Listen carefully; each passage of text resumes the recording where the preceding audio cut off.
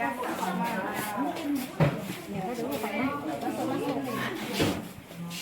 terima kasih.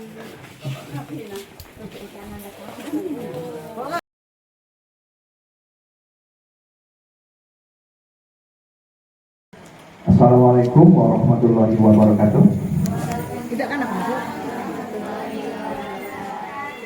Yang kami hormati Bapak Kepala SMP Negeri 1 Tanjung Lubuk, Bapak Jauhari SPD MPD. Yang kami hormati Wakil Kurikulum dan Wakil Kesiswaan serta Dewan Guru yang sempat hadir pada siang hari ini.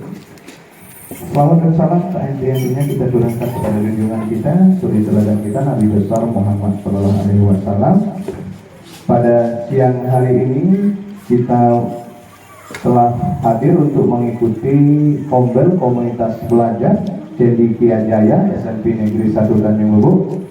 Pada siang hari ini materi kita yaitu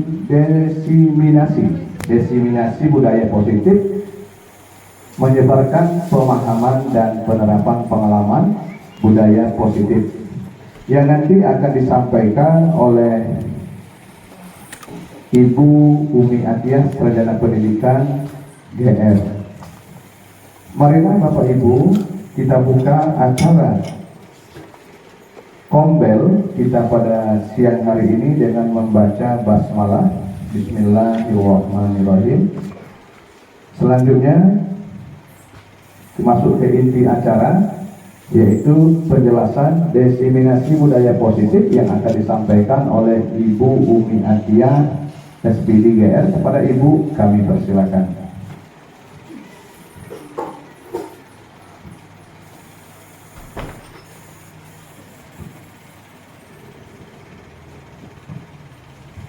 Assalamualaikum warahmatullahi wabarakatuh.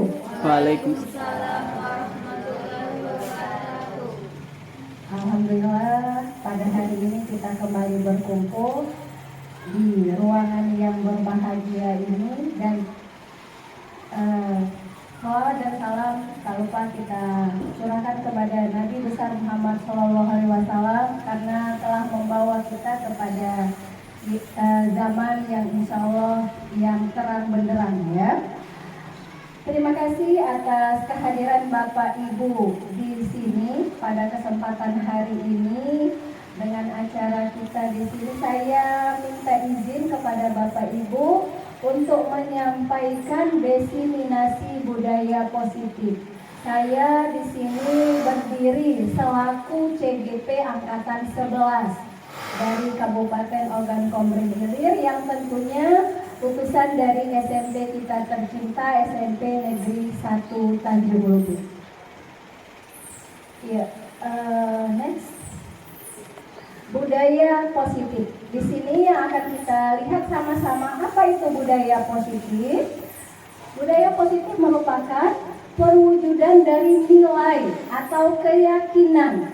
Jadi di sini bisa kita lihat ya Pak Bu. Keyakinan yang bagaimana? Keyakinan yang universal yang diterapkan di sekolah.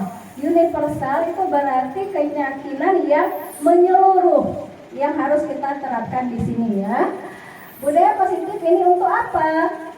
Dapat mendorong murid mampu berpikir, bertindak dan mencipta sebagai proses memerdekakan dirinya, sehingga murid mampu mandiri dan bertanggung jawab. Ini tujuan kita pada budaya positif ya. Kalau dilihat dari sini, ini sangat benar-benar positif, sangat bagus ya kalau ini bisa kita wujudkan.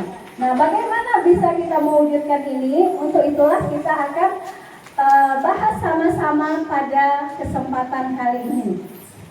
Selanjutnya, konsep inti budaya positif itu terdiri dari beberapa bagian.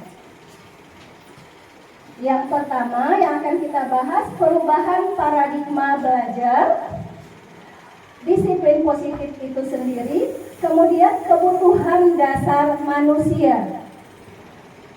Selanjutnya itu ada motivasi perilaku manusia, kemudian posisi kontrol kita sebagai guru, dan ada juga keyakinan kelas, kemudian segitiga restitusi. Jadi ada 7 bagian yang akan kita kupas sama-sama pada hari ini. Mungkin di antara 1 sampai 7 ini sudah begitu familiar bagi kita ya. Di antaranya yang mana Pak Bu? Yang familiar dengan kita?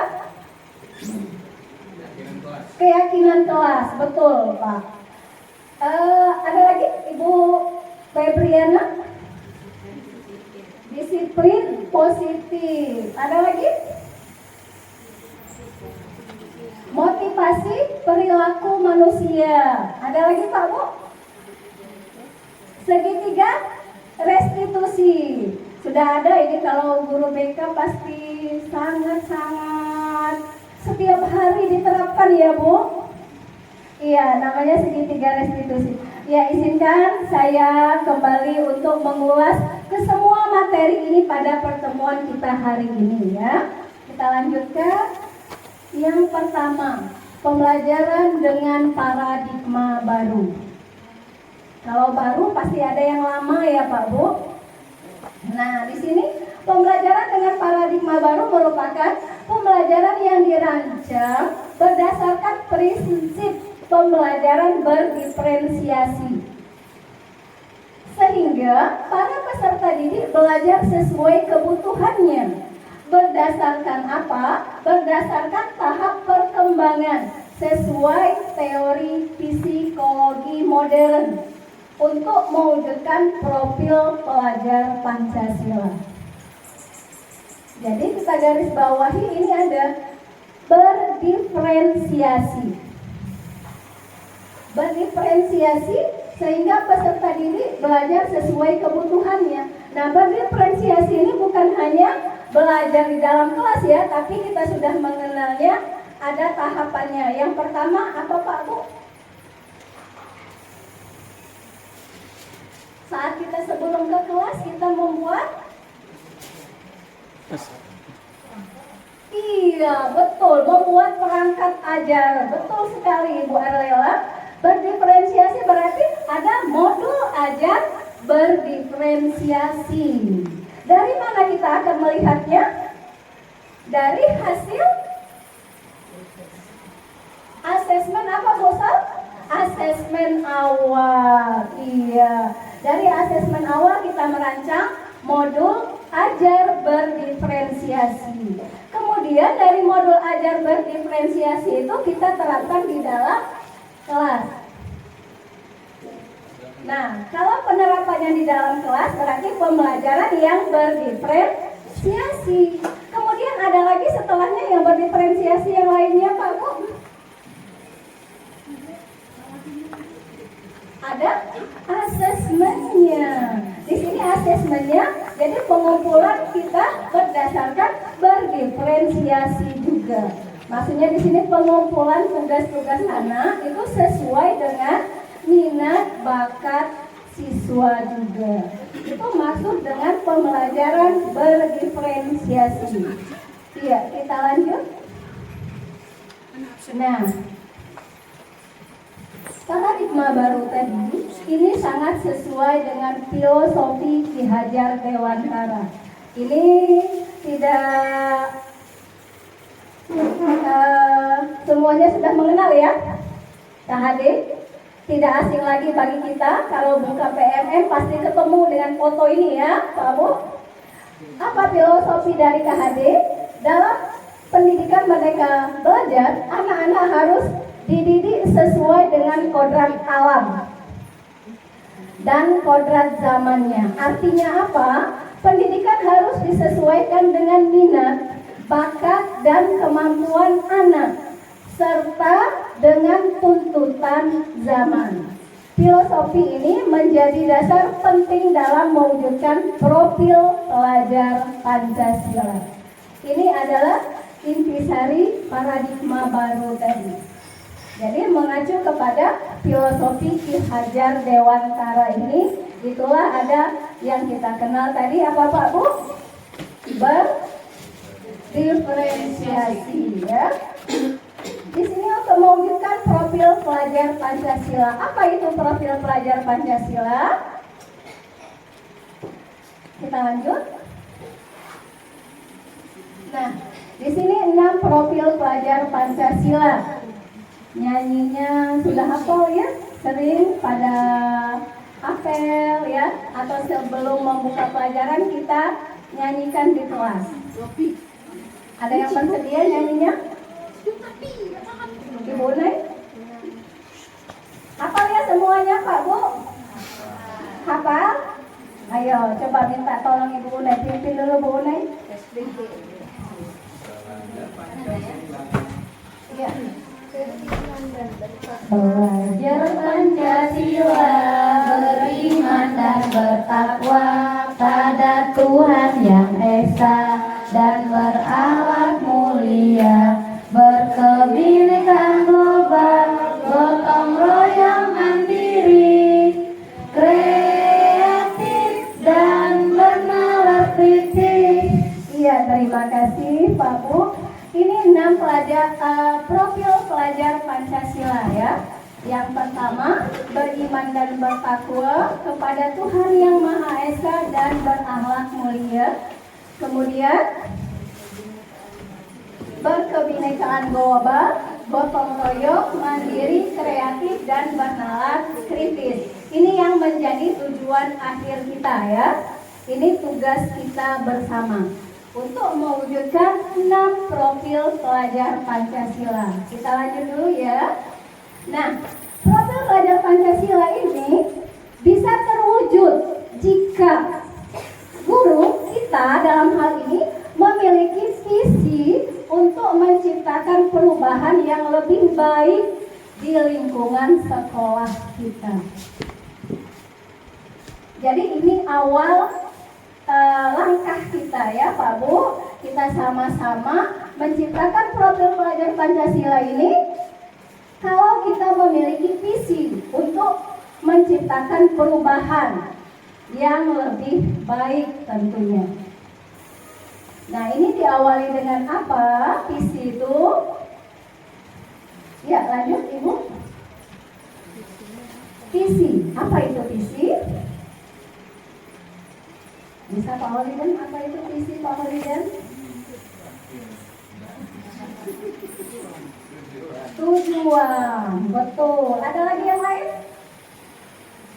Target, iya. Ibu Asni sudah punya target ya? Iya dong, harus. Ibu Sana, apa visi Ibu Sana? Sudah tercapai? Ya.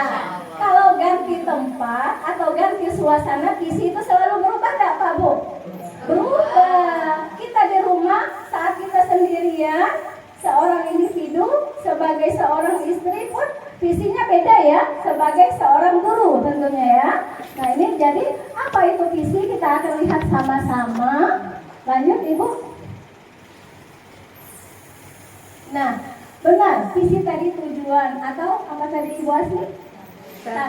Di sini visi adalah sebuah gambaran yang jelas dan menyeluruh tentang keadaan yang ingin dicapai di masa depan.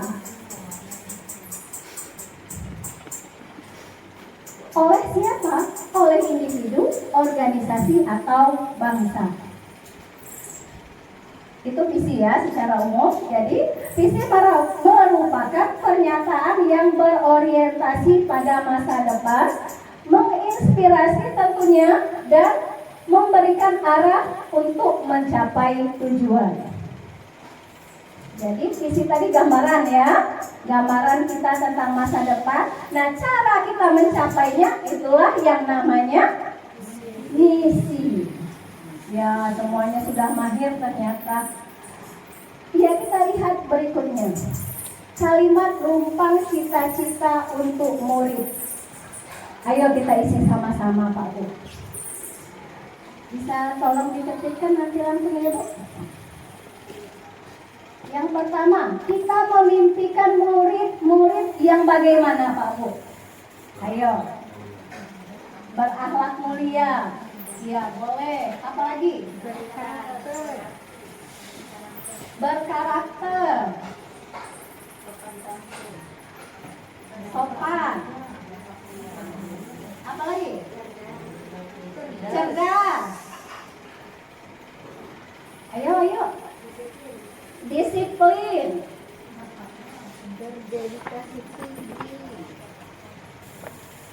berakhlak mulia, berkarakter, sopan, cerdas, berinovasi. Oke, cukup? Cukup yang pertama.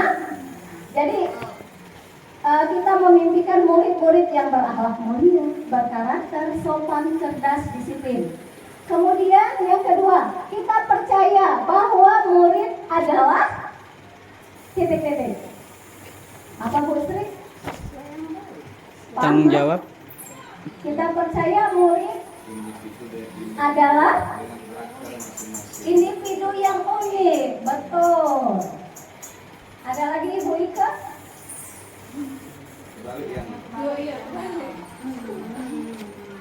Itu biasa nulis Yayang.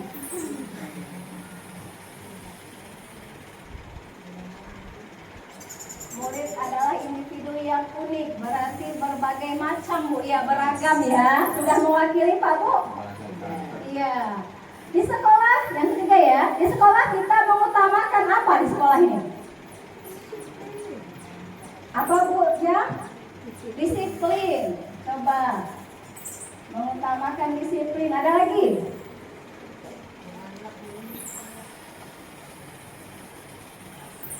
Cukup? Apa Bu? Kekeluargaan. Boleh Ibu ditambahkan. Harmonis.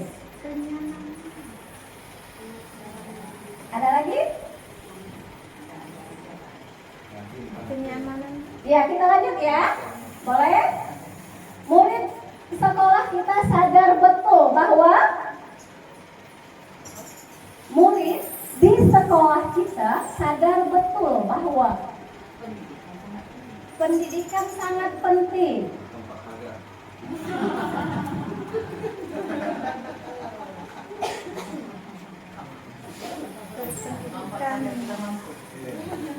Pendidikan sangat penting. Apa lagi? Tugas utamanya belajar. Bagus. Tugas utamanya belajar. Ada lagi?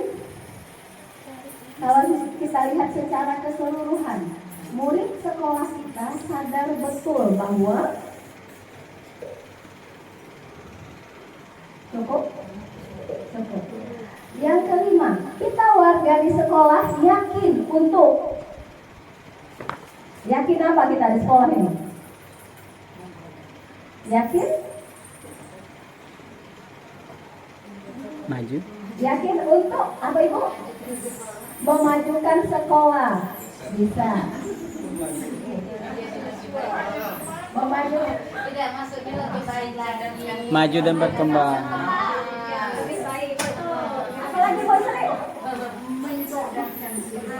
Mencerdaskan kehidupan bangsa. Wow.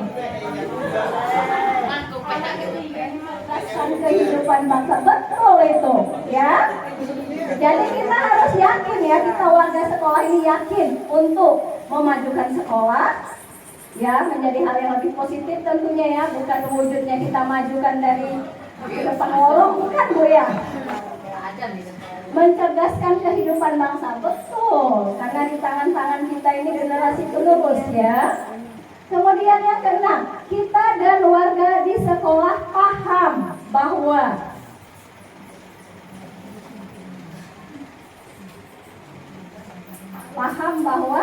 Ilmu itu penting. akan tugas kita ini Bu, paham bahwa kewajiban di atas segalanya, mantap. Kewajiban dan tanggung jawab, iya betul. Kewajiban dan tanggung jawab di atas segalanya. Wow. Tepuk tangan untuk kita semua. Iya, terima kasih Bapak Ibu sekalian. Ini kalimat rumpang cita-cita untuk murid. Nah, jadi kita sudah menghasilkan bayangan kita di sini ya. Apa kalimat rumpang yang pertama? Kita memimpikan murid yang berakhlak mulia, di sekolah kita. Betul? Beriman, berakhlak, berprestasi dan berwawasan global serta peduli lingkungan. lingkungan. Kira-kira Pak Bu, semua ini tadi ada tidak dalam kalimat yang kita buat tadi? Ada? Beriman tadi ada Bu ya? Berakhlak, berprestasi, berwawasan global, cerdas, kritis tadi ya. Peduli lingkungan. Ada? Ada? Selaras? Peduli lingkungan ya. Berarti di sini kita akan melihat pada disiplin kita. Bisa disiplin membuang sampah pada tempatnya. Itu termasuk peduli lingkungan. Atau saling menghormati. Itu juga termasuk peduli lingkungan. Jadi apa sekarang kita simpulkan Pak Bu? Berarti kita semua sudah menghayati namanya visi misi sekolah kita. Jadi semuanya sudah ada di dalam pikiran, dalam benak kita. Ya, tepuk tangan untuk kita semua. Kita lanjut.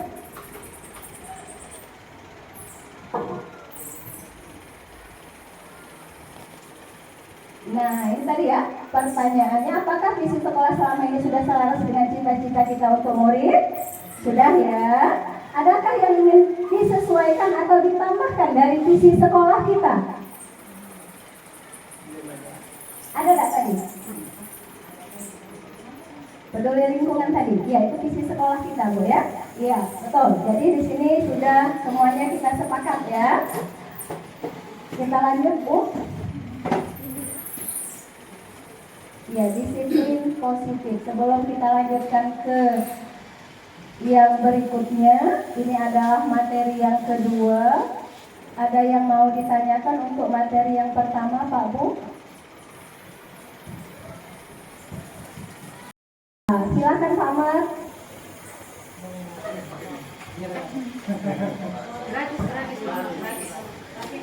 Assalamualaikum warahmatullahi wabarakatuh.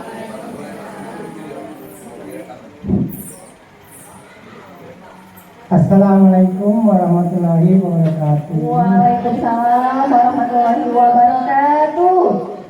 Ini ada yang ingin tanyakan masalah profil Pancasila. Nah, yang saya tanyakan, Mulia Pak ya? iya, kan ke akhlak mulia. Upaya apa yang harus kita lakukan supaya mereka ke arah ke akhlak mulia tersebut? Nah, sebagai guru. Sebagai guru, Iya. supaya anak itu memiliki akhlak mulia. Iya, iya. Ya. Itu saya, Bu. Oh iya. Oke, terima kasih Pak. Sungguh menginspirasi pertanyaannya. Upaya apa supaya siswa atau supaya murid kita memiliki akhlak mulia? Yang pertama, teladan dari guru. Contohnya apa?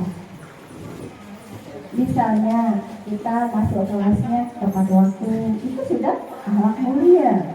Kemudian kita saat masuk ada beri salam, kita antar guru ada salaman. Nah itu juga memberikan contoh kepada anak. Itu keteladanan yang pertama Pak ya. Kemudian nanti ada kita pendisiplinan dengan anak.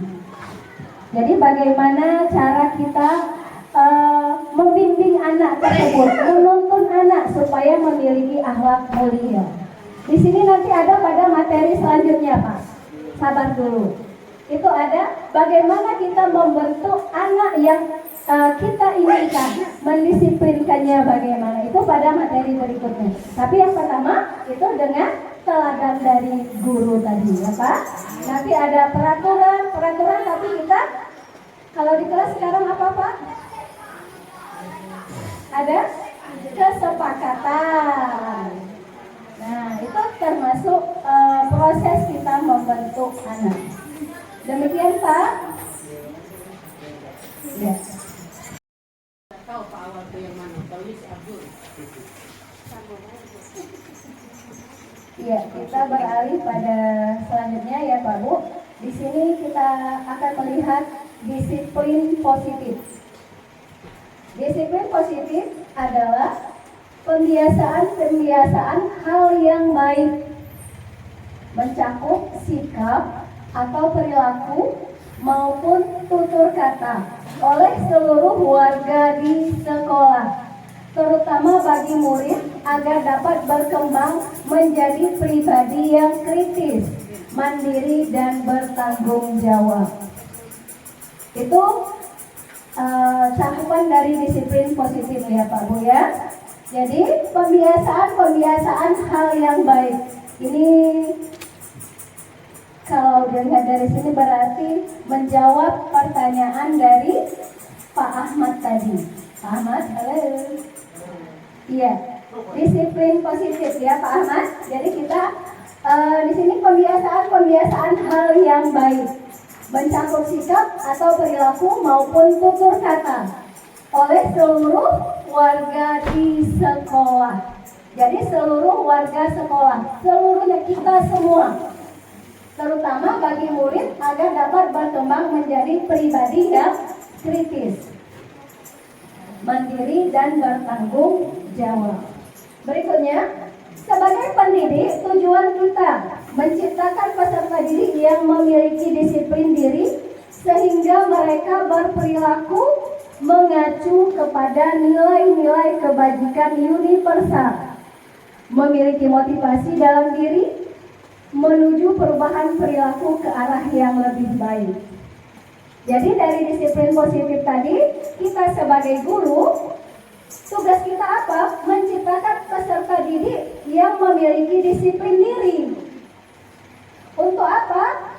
Supaya mereka berperilaku yang mengacu pada nilai kebajikan universal. Nanti yang mana kebajikan universal itu akan kita lihat sama-sama. Dan memiliki motivasi dalam diri. Berarti anak didik ini kita tuntun supaya memiliki motivasi yang berasal dari dirinya sendiri, bukan dari luar. Kita lanjut ya. Nah, di sini kebutuhan dasar manusia. Kebutuhan dasar manusia merupakan sesuatu yang kita lakukan untuk mendapatkan apa yang kita inginkan. Seluruh tindakan yang kita lakukan memiliki tujuan. Semua usaha terbaik yang kita lakukan agar kebutuhan dasar kita terpenuhi dengan baik. Mungkin kita masih bingung ya, apa itu kebutuhan dasar manusia? Marilah kita lihat berikutnya. Nah, ini kebutuhan dasar manusia. Yang pertama, bertahan hidup. Jelas ya Bu Yuli? Iya, yang mana bertahan hidup? Makanan, pakaian, tempat tinggal, keamanan, dan kesehatan. Kalau dalam ekonomi itu apa Pak Bu? Kebutuhan bertahan hidup. Apa itu? Kebutuhan pokok. Mau tidak mau harus kita penuhi. Kalau tidak dipenuhi maka keberlangsungan kehidupan kita akan terancam. Contohnya, kalau kita tidak memiliki makanan, apa yang terjadi? Puasa. Puasa itu masih ada berbuka dan sahur, Pak. Coba kita bayangkan, ya silahkan Ibu. Kita bayangkan kalau tidak memiliki makanan, apa yang terjadi? Lapar. Berarti terganggu kehidupan kita? Oh jelas. Pakaian? Kalau tidak memiliki pakaian? Oh no. Orang gila yang pasti panas kepanasan, dingin kedinginan. Iya. Kita kembali lagi bahwa kehidupan kita akan terganggu. Tempat tinggal harus memiliki tempat tinggal yang nyaman tentunya ya, yang kesemuanya ada keamanan dan menjamin kesehatan kita. Jadi kebutuhan dasar manusia itu yang pertama bertahan hidup. Kemudian yang kedua, apa itu Pak Holiday?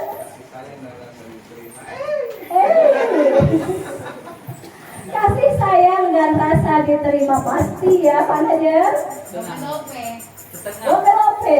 Iya. Ini kasih sayang dan rasa diterima. Termasuk dipedulikan. Oh jelas, dicuekin itu sakit. Sakitnya di mana Bu Tina? Sakitnya di sini. Oh di sini ya. Betul. Dipedulikan, berbagi. Berbagi itu indah tentunya ya Pak Bu. Ya. Ada berbagi itu yang enggak indah?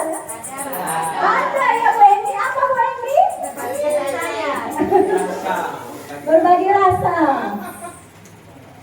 Kerjasama tentu dan menjadi bagian dalam kelompok. Iya, tentunya tidak enak kalau tidak dianggap ya.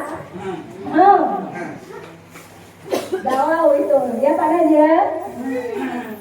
Kemudian penguasaan. Apa itu penguasaan? Harga diri, keinginan untuk dianggap, memimpin, berprestasi, diakui dan didengarkan. Itu maksud penguasaan. Harga diri tentu ya. Orang komplain harga dirinya tinggi, dia willy. Oh, tentu. Keinginan untuk dianggap pasti ya. Memimpin tentu. Setiap orang itu ada kepemimpinannya ya. Kalau kita sebagai guru kepemimpinannya hal yang paling kecil berarti memimpin. Iya, memimpin kelas, betul. Berprestasi tentu diakui dan didengar. Ini adalah termasuk kebutuhan dasar manusia yang ketiga. Kemudian kita lihat yang keempat, kebebasan. Kebebasan yang bagaimana? Mandiri, memiliki pilihan, mencoba hal baru dan mampu mengendalikan arah dirinya. Yes, yes. Mandiri, semuanya sudah mandiri tentunya di sini ya. Lebih dari mandiri, wanita-wanita perkasa, wanita karir, betul. Memiliki pilihan, oh pasti. Beda yang terbaik. Iya, kita selalu memilih yang terbaik ya Bu ya. Dan yakin apapun yang telah dipilihkannya itulah yang terbaik. Iya, mencoba hal baru, tentu ya. Ada hal yang baru pengen kita coba? Tentu dong. Ayam KFC. Mampu mengendalikan arah dirinya. Yes. Kita bebas. Berarti di sini dalam hal ini kita harus mampu mengendalikan arah diri kita sendiri. Sesuai yang materi pertama, sesuai dengan visi kita secara individu tadi. Jadi kita harus bisa mengendalikan arah kita. Kemana? Ke visi yang telah kita tetapkan tadi. Ya, kita lanjut dulu ya. Berikutnya kesenangan. Wow. Bermain, humor, antusias dan tertawa. Iya. Jadi kelima ini adalah kebutuhan dasar manusia. Untuk apa ini kita lihat Pak Bu? Selanjutnya nanti kita akan melihat kalau semisal anak di kelas ada masalah, mari kita melihat dulu ke belakang anak tersebut. Jangan-jangan kebutuhan dasar dia sebagai manusia itu ada salah satunya yang tidak terpenuhi. Itu hal pertama yang harus kita lakukan dalam mengenal anak kita di kelas. Ya, atau kita bisa merefleksikan diri kita. Saya ini kok aneh. Nah, kita lihat kebutuhan dasar kita sudah terpenuhi belum? Iya, atau bisa juga di rumah, misal pasangan kita yang terakhir ini pasangan ya. Ada marah-marah. Misal ada, kita bisa menilai dari rautnya yang tidak setuju. Jangan-jangan kebutuhan dasar dia belum terpenuhi. Belum dibuat ke kopi. Belum dibuatkan kopi, berarti yang mana itu Bu? Tadi. Kasih sayang dan rasa diterima, dipedulikan. Dia capek pulang kerja ya dibuatkan kopi Bu Untai. Dia capek pulang kerja, wajah yang cantik. Iya. berarti kebutuhan dasarnya. Jadi apa Bu? Kita sama-sama melihat kebutuhan dasar ini untuk apa? Untuk melihat latar belakang dari suatu masalah. Ya. Jadi yang mana? Misal kalau ada tiba-tiba rekan kerja kita yang berubah dari biasanya sering humus, tahu-taunya dia, ya kita lihat. Berarti bertahan hidupnya, Bu ya, terganggu. Ya, bisa ya, Pak Bu? Next. Jadi jangan-jangan ada di antara 5 kebutuhan dasar tadi yang tidak terpenuhi. Jadi kalau ada iya, apa yang misal kebutuhan dasarnya ada yang tidak terpenuhi, misal yang mana? Misal dia bertahan hidup ya, kelaparan, misalnya belum dia sarapan ya. Nah kita lihat latar belakang keluarganya apa.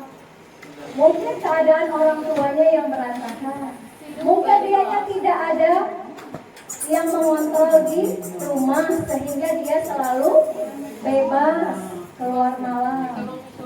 Iya, mungkin perekonomian sulit. Itu tujuan kita mengenal anak lebih dekat, ya. Itu namanya kebutuhan dasar manusia.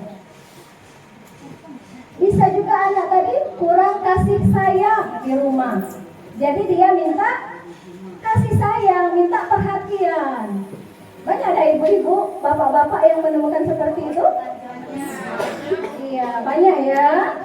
Saat kita nanya sama teman-temannya, ternyata latar belakang keluarganya yang memprihatinkan. Nah, di sini kita, ya, solusinya kita melakukan pendekatan dengan anak tadi. Itu yang kita terapkan dengan segitiga restitusi tadi.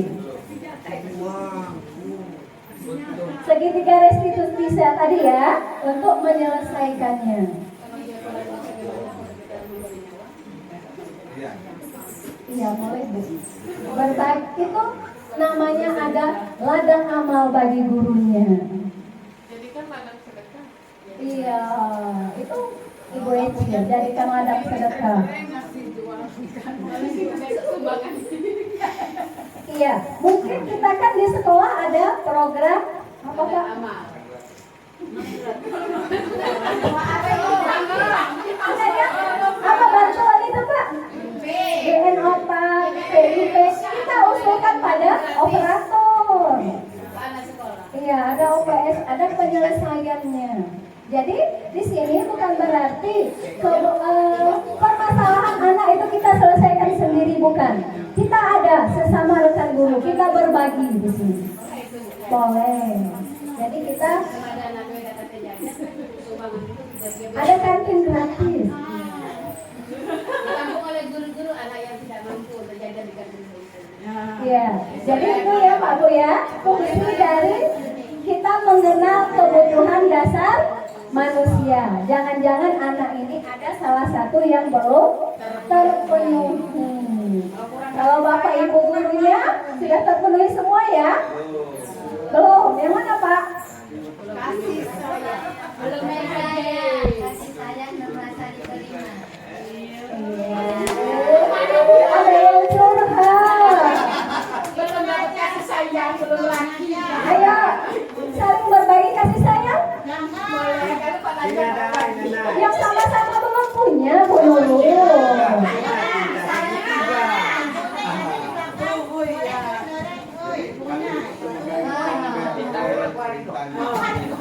Dari materi disiplin positif apa? Ya, itulah ya Pak Bu ya. Kita jadi dari awalnya kebutuhan dasar manusia kita pahami. Jangan-jangan anak tadi bermasalah pada 5 hal ini. Nanti dari inilah yang akan kita pedomi untuk menjadi seperti apa kita posisi kontrol tadi. Yang paling baik tadi sebagai apa kita Bu Yuli? Manager. Restitusi. Jangan salah ya. Resti. hukuman, konsekuensi, restitusi. Iya. Berarti kemauan mau taunya tinggi ya Ibu Yulia. Nanti kita lihat satu-satu dulu Bu. Hukuman tidak terencana, tiba-tiba. Murid tidak tahu apa yang akan terjadi. Itu sifat hukuman. Bersifat satu arah. Guru yang mengendalikan. Kemudian berupa hukuman fisik atau psikis. Kemudian konsekuensi. Kalau konsekuensi itu terencana atau disepakati sesuai peraturan, murid tetap dibuat tidak nyaman jika guru selalu memonitor murid. Itu kalau yang namanya konsekuensi. Restitusi. Nah, ini proses menciptakan kondisi bagi murid untuk memperbaiki kesalahan. Proses kolaboratif yang mengajarkan murid untuk mencari solusi sendiri. Kira-kira yang mana Bu yang lebih baik dari ketiga ini? Restitusi. Ada usulan yang lain? Yang lebih bijak kira-kira? Hukuman, konsekuensi, restitusi? Restitusi. Iya, kita lihat dulu nanti kelanjutannya Bu ya. Oke, lanjut Ibu. Karena kita tadi pemimpin pembelajaran ya di kelas ya, kita sebagai guru. Jadi sini kita lihat posisi kontrol guru. Apakah kita sebagai penghukum?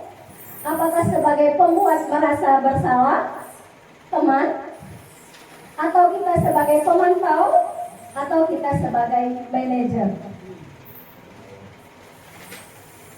Jadi ini posisi kontrol kita di dalam kelas ya, terutama ya kalau di perwalian ini boleh juga. Nah, kita lanjut dulu. Kita lihat satu persatu. Posisi sebagai penghukum.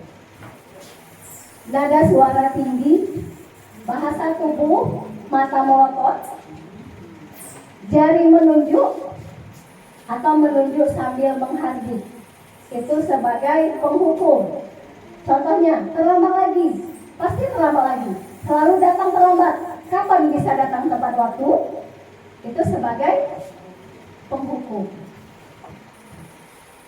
Kemudian kemungkinan murid marah dan mendendam akibat posisi kita sebagai penghukum ini. Marah anak ya, atau bersifat lebih agresif anaknya. Bisa jadi sesudah kembali duduk murid tersebut akan mencoret bukunya atau meja tulisnya lebih buruk lagi. Pernah tidak Pak Bu melihat reaksi anak setelah kita hukum, dianya malah tidak setuju? Pernah ya? Iya. Itu karena kita sebagai penghukum. Kita lihat berikutnya posisi pembuat merasa bersalah. Nada suara memelas, halus, sedih, bahasa tubuh bisa beratak pada anak. Kita seperti lesu ya. Contohnya bagaimana? Adi, kamu ini bagaimana ya? Kamu sudah berjanji dengan ibu tidak akan terlambat lagi. Kamu kenapa ya? Senang sekali mengecewakan ibu. Ibu benar-benar kecewa. Nah, seperti itu berarti kita pembuat merasa bersalah bagi anak. Apa akibatnya? Murid akan merasa bersalah. Bersalah telah mengecewakan ibu atau bapak guru. Murid akan menjadi orang yang gagal dan tidak sanggup membahagiakan orang lain. Karena di psikis dia anak tadi sudah merasa bersalah. Jadi terhipnotis di pikirannya bahwa dia itu selalu salah. Itu kalau pembuat merasa bersalah. Next. Teman. Nada suara ramah, akrab, bercanda, bahasa tubuh merapat pada murid, mata dan tersenyum jenaka. Oh, siapa yang biasa? Seperti teman. Iya, mungkin Nuna ya, yang ibu-ibu muda ya, atau bapak-bapak yang seperti Pak Nadir. Adi, ayolah, bagaimana kamu sih? Kemarin kamu sudah janji ke bapak, bukan? Kenapa terlambat lagi? Nah, atau kita sambil senyum-senyum sama anaknya. Iya, bisa juga Pak Awal seperti ini ya. Jadi sebagai teman dengan anak. Hasilnya apa? Murid akan merasa senang dan akrab dengan guru. Senang muridnya ya. Ini termasuk dampak yang positif. Hanya di sisi negatif murid menjadi tergantung pada guru tersebut. Bila ada masalah, dia merasa bisa mengandalkan guru tersebut untuk membantunya. Misal, kalau tadi dianya merasa dekat sama Ibu Febriana, nanti jika ada masalah sama Ibu Pina, dia ngadu sama Ibu Febriana. Bu, saya ada masalah dengan ibu itu. Ibu itu sering seperti ini. Nanti diadukan sama ibu yang seperti teman siswa tadi. Itu akibatnya ya. Ya, kita lihat berikutnya, pemantau. Nada suara datar, bahasa tubuh yang formal. Adik, tahukah kamu jam berapa kita mulai? Tahu Pak, jawabnya. Kamu terlambat 15 menit. Apakah sudah mengerti konsekuensi yang harus dilakukan bila terlambat? Adi menjawab, paham Pak, saya harus tinggal kelas pada jam istirahat nanti dan mengerjakan tugas ketinggalan saya. Ya benar. Nanti jam istirahat kamu harus tinggal di kelas untuk menyelesaikan tugas yang terjadi. Saya tunggu. Bagaimana perasaan murid? Ini hasilnya. Murid memahami konsekuensi yang harus dijalankan karena telah melanggar salah satu aturan sekolah. Guru tidak menunjukkan suatu emosi yang berlebihan, menjadi marah tidak, ya, membuat merasa bersalah pun tidak. Murid tetap dibuat tidak nyaman, yaitu dengan harus tinggal kelas pada waktu jam istirahat dan mengerjakan tugas. Oke, kalau jamnya sebelum istirahat ya. Kalau jam terakhir bagaimana? Apakah anak tidak pulang? Ini yang menjadi masalahnya. Ya, kita lihat berikutnya dulu sebagai manajer. Nada suara tulus, bahasa tubuh tidak kaku, mendekat kepada murid. Kita umpamakan ya, Adi, apakah kamu mengetahui jam berapa sekolah dimulai? Jam 7, Pak. Iya, jadi kamu terlambat. Kira-kira bagaimana kamu akan memperbaiki masalah ini? Saya bisa menanyakan teman saya Pak untuk mengejar tugas yang tertinggal. Baik, jawab gurunya ya. Itu bisa dilakukan. Apakah besok ada masalah untuk kamu agar bisa hadir tepat waktu ke sekolah? Nah, di sini kita akan melihat berarti gurunya ya. Melihat masalah apa yang ada pada siswa tadi. Mungkin ada kebutuhan dasar dia tadi yang belum terpenuhi. Kemudian, tidak Pak, saya bisa hadir tepat waktu. Nah, kita hargai usaha dia. Baik, saya hargai usahamu untuk memperbaiki diri. Bagaimana perasaan murid seperti ini Pak Bu?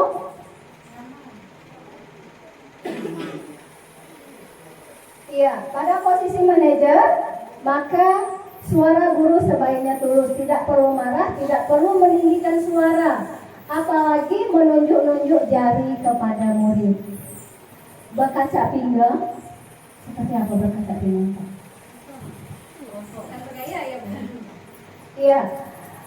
Jadi bersikap seolah-olah menyesal tanpa sedih sekali akan perbuatan murid ataupun bersenda gurau menempatkan diri sebagai teman murid. Fokus ada pada murid, bukan untuk membahagiakan guru atau orang tua. Murid sudah mengetahui adanya suatu masalah dan sesuatu perlu terjadi. Bila guru mengambil posisi pemantau, guru akan melihat apa konsekuensinya, apa peraturannya. Namun, pada posisi manajer, guru akan mengembalikan tanggung jawab pada murid untuk mencari jalan keluarnya. Jadi di sini sebagai manajer tadi kita akan melihat apa masalah dia terlambat. Nah, selanjutnya untuk besok atau kemudian harinya, bagaimana usahanya? Itu kita tanyakan juga kepada siswa kita. Lanjut dulu Bu. Contoh lain ini ya. Next. Ya lanjut Bu. Lanjut. Nah, saya kecewa sekali dengan kamu. Sebagai apa? Sebagai Iya, pembuat merasa bersalah. Next. Kamu tidak pernah benar melakukannya. Sekarang keliling lapangan 3 kali. Penghukum. Iya. Bagus, sudah mulai memahami. Kira-kira bagaimana kamu akan memperbaiki masalah ini? Kira-kira apa begitu? Manajer, benarkah? Iya. Lanjut. Ayo, lakukan demi Bapak, demi Ibu. Teman. Iya.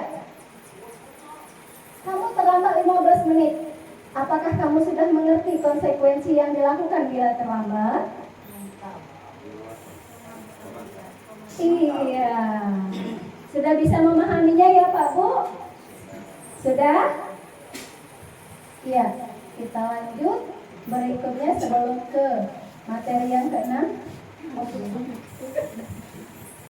Keyakinan kelas. Apa itu keyakinan kelas? Sering kita melihatnya di atau melakukannya ya di kelas ya. Iya, ada namanya kesepakatan kelas. Nanti kita lihat sama-sama. Ada beda kelasnya. Keyakinan kelas merupakan kesepakatan kelas yang diyakini bersama guru dan murid dengan harapan dapat meningkatkan kedisiplinan murid. Jadi, kalau kita tentunya ya, kita sebagai guru memiliki keinginan meningkatkan kedisiplinan murid. Jadi kita membuat yang namanya keyakinan kelas. Saya yakin di sini sudah semuanya memiliki di kelas masing-masing ya. Keyakinan kelas berupa pernyataan universal dibuat dalam bentuk positif dan bersifat abstrak. Keyakinan kelas hendaknya tidak terlalu banyak sehingga mudah diingat dan dipahami. Semua warga kelas ikut berkontribusi dalam pembuatan keyakinan kelas lewat kegiatan mengutarakan pendapat. Halo. Nah, jadi Pak Bu, kita membuat keyakinan kelas ini bukan kita yang langsung otomatis ini keyakinan kelas kita, bukan. Tapi yang pertama kita memberi kesempatan kepada siswa kita untuk mengusulkan mau dibawa kemana kelas ini, mau kita ciptakan kelas seperti apa. Kalau di mapel matematika berarti kita membuatnya dengan guru dan siswa yang ada yang kita ampu masing-masing. Jadi ini beda dengan keyakinan kelas yang ada dengan wali kelas ya. Hendaknya setiap guru itu memiliki tersendiri. Ya. Misal kalau bahasa Inggris, kalau di dalam kelas upayakan menggunakan bahasa Inggris walaupun sedikit. Itu bisa kita masukkan ke dalam keyakinan kelas. Iya, minimal yes no ya Bu Pak. Iya, masukkan nanti Bu. Pelan-pelan menggunakan bahasa Inggris. Nah, kalau yang muatan lokal bahasa Komri, apa boleh? Full dengan bahasa Komri. Boleh, iya, bahasa daerah ya. Berarti full selama pembelajaran bahasa daerah. Nah, itu boleh. Kalau bahasa Indonesia, bisa di kelasnya kita ciptakan Pak. Bagaimana Pak Ahmad? Kalau bahasa Indonesia, berbahasa Indonesia yang baik dan benar. Itu termasuk apa yang akan kita sepakati dengan anak-anak kita. Nah, kalau matematika saya bingung apa buktinya. Oh iya, 1+1 nyanyinya dulu Bu ya. Boleh. Itu kesepakatan atau keyakinan kelas yang kita ciptakan sama-sama. Kita sepakati sama-sama. Kalau di PJOK berarti jam PJOK wajib menggunakan kostum olahraga full. Itu termasuk keyakinan sama-sama. Lanjut.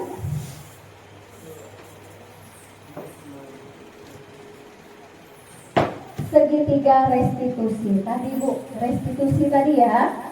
Ini ingat, restitusi, jangan diplesetkan, karena banyak plesetannya nanti. Ini segitiga restitusi. Apakah itu? Segitiga restitusi adalah suatu proses dialog yang dijalankan guru atau orang tua agar dapat menghasilkan murid yang mandiri dan bertanggung jawab. Jadi segitiga restitusi ini suatu proses dialog yang kita jalankan. Kita sebagai guru kalau di sekolah ya, untuk apa? Menghasilkan murid yang mandiri dan bertanggung jawab. Nah, sesuai dengan namanya, ini ada segitiga restitusi. Bentuknya memang segitiga. Guru matematik paham? Pasti dong. Segitiga apa ini? Sama kaki, karena kakinya sama ya.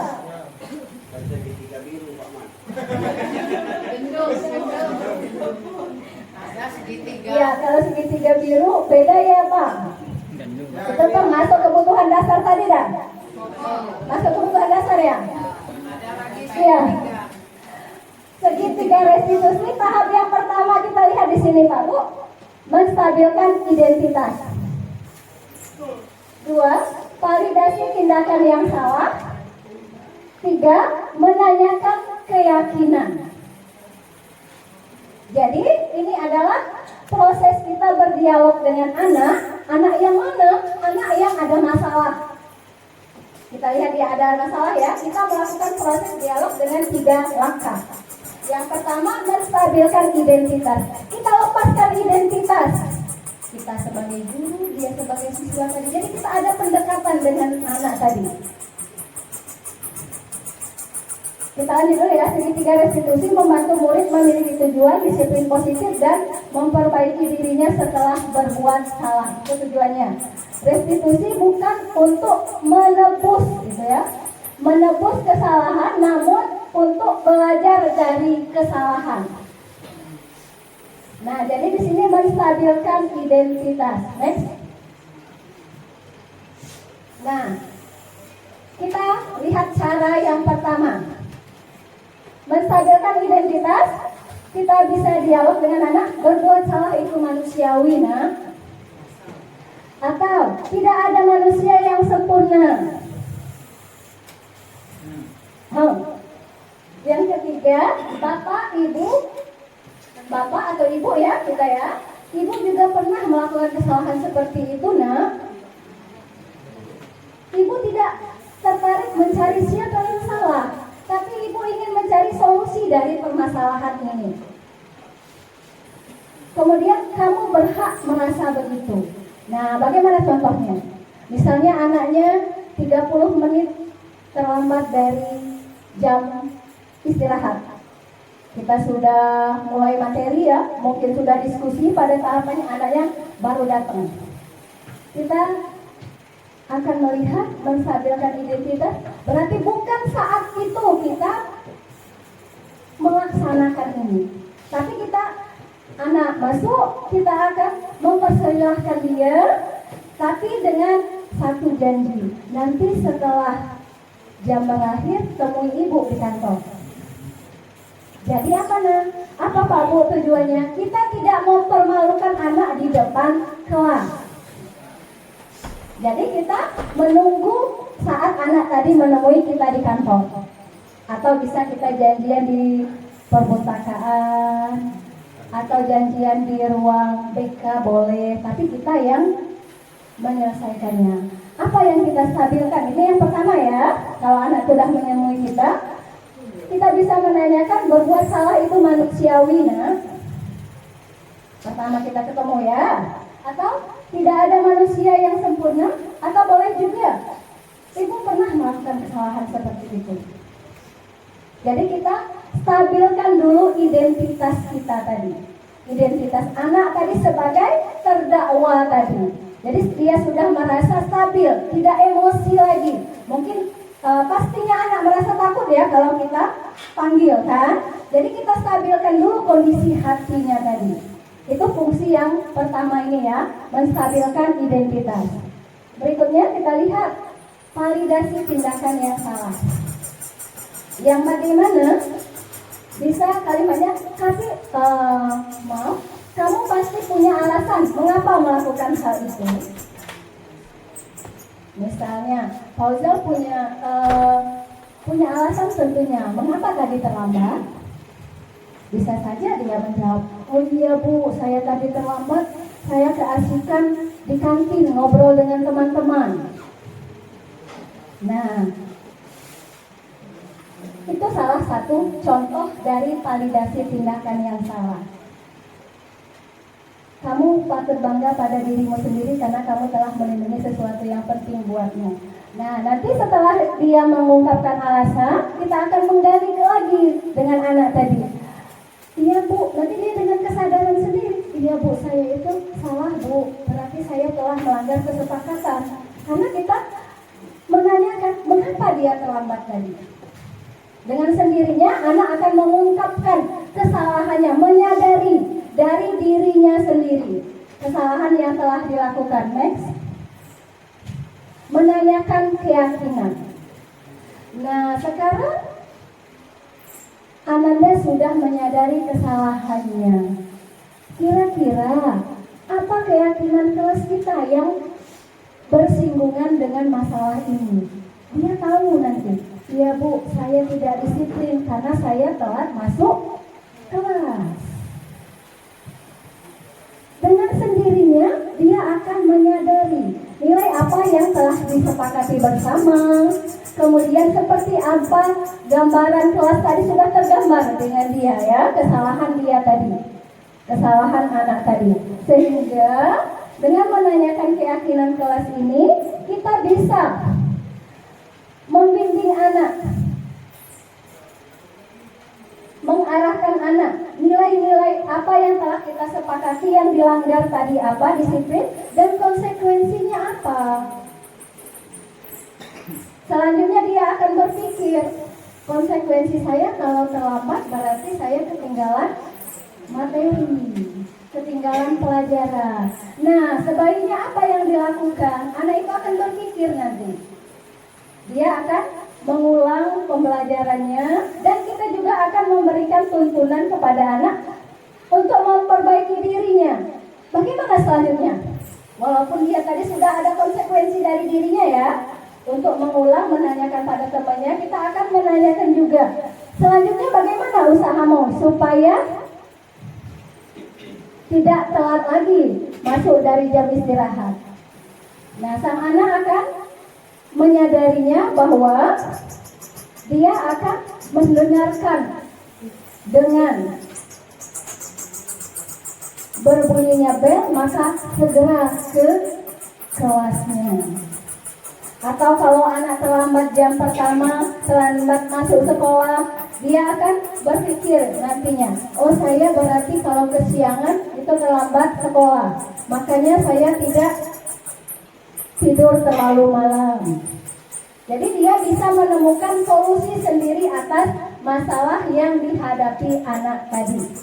Ya, itulah yang namanya Pak Bu, segitiga restitusi. Kembali lagi itu segitiga restitusi ya. Jadi ada 3 langkah menstabilkan identitas. Kita stabilkan identitas kita dulu dengan anak. Kemudian validasi tindakan yang salah. Anak memahami kesalahannya apa. Kemudian yang ketiga, menanyakan keyakinan akan kesalahannya tadi. Apa langkah yang akan dia perbaiki untuk kemudian hari.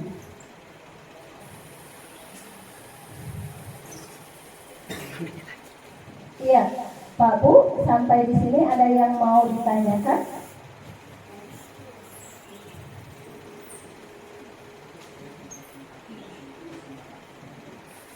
Iya, kalau dilihat di sini nambah jenis segitiga ya Bu Yuri. Ada segitiga sama sisi, kata Bu Yuri, bisi-bisi dengan Ibu Pina. Berarti materi matematik kita nambah katanya. Ada segitiga sama kaki, hari ini dapat segitiga restitusi. Ya, bukan hanya untuk mapel matematika ya, tapi kita terapkan. Ini bisa juga Pak Bu, kita terapkan di rumah dengan anak kita. Nggak tahu Pak kalau dengan suami atau istri, Pak Adam bisa? Mantap amat. Pulang ini praktek Pak Ahmad. Ya, segitiga restitusi ya, kita kembali lagi.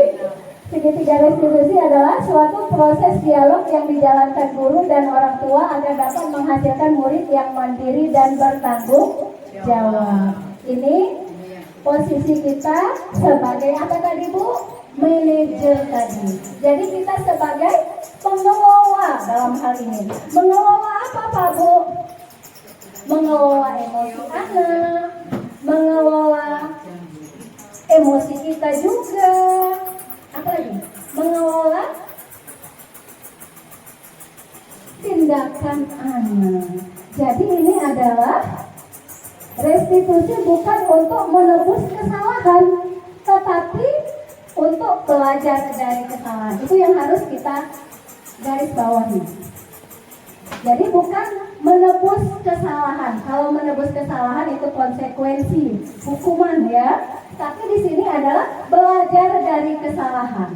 Jadi anak tersebut bisa belajar dari kesalahan yang telah diperbuatnya. Untuk apa? Untuk perilaku dia ke depan.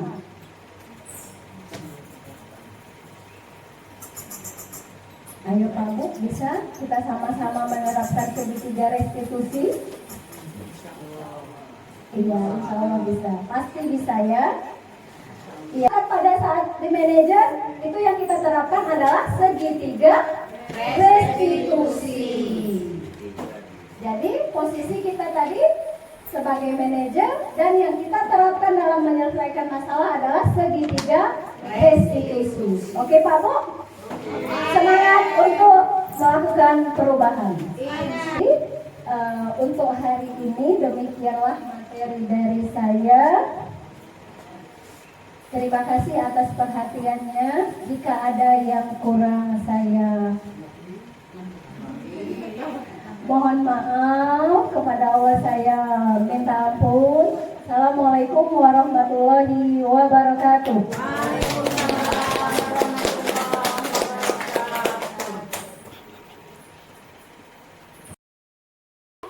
Iya, beri tepuk tangan untuk Ibu Umi Adiah yang telah memberikan kita materi pada Kombel kita pada siang hari ini, yaitu diseminasi budaya positif. Terima kasih untuk Ibu Umi Adiah. Marilah kita tutup acara kita pada siang hari ini dengan melafazkan lafaz hamdalah. Alhamdulillahirabbil alamin. Kami selaku pembawa acara mohon maaf apabila ada kesalahan dan kekurangan, pada Allah kami mohon ampun. Wassalamualaikum warahmatullahi wabarakatuh.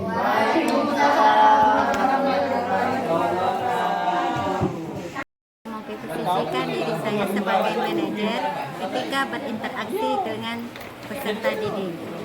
Ponang. Ternyata dalam menyelesaikan masalah dengan siswa, memberi hukuman ternyata tidak memberikan solusi yang baik. Ada solusi yang lebih baik daripada memberikan hukuman kepada siswa, yaitu dengan segitiga restitusi. Dan mungkin akan kedepannya saya akan mencoba dengan teknik segitiga restitusi. Terima kasih untuk ilmunya hari ini.